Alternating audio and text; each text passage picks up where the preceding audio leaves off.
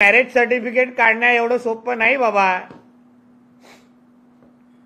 तुझे राजरोज पद्धतीने marriage certificate काढत मुंबईभर जे फिरतोस तेवढं डॉक्टरेट काढणं एवढं सोपं नाहीये, मिळवणं एवढं सोपं नाहीये।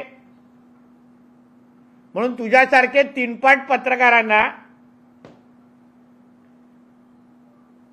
ह्याचं महत्व कधीच कळणार नाही। कारण का तुझा मालक जेव्हा मुख्यमंत्री होता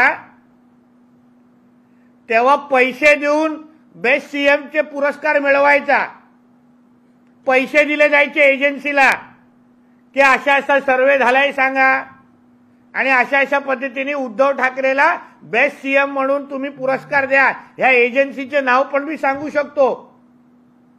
रेनड्रॉप नावाची कुठली तरी एजन्सी होती, ती ह्या सगळ्या गोष्टी मॅनेज करायची, त्याला करोडोचे पैसे हे लोक द्यायचे। म्हणून तुम्हा लोकांना ही डॉक्टरेट पदवी आणि या मोठ्या मोठ्या गोष्टी कळणार नाहीत।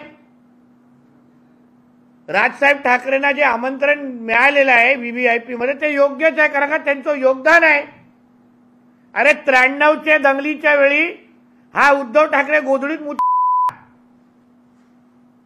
त्याला मुंबईत डायपर घालून फिरण्याची वेळ आलेली आम्हा लोकांना माहिती आहे। बायका पोरांना घेऊन मातोश्रीच्या बाथरूम मध्ये लपायचा, त्याचा काय संबंध 93च्या दंगलीशी आणि राम मंदिराच्या आंदोलनाशी?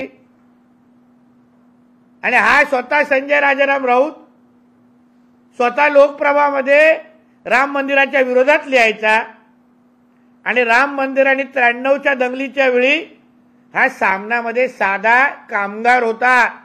शिवसेनेची याची काही संबंध नाही।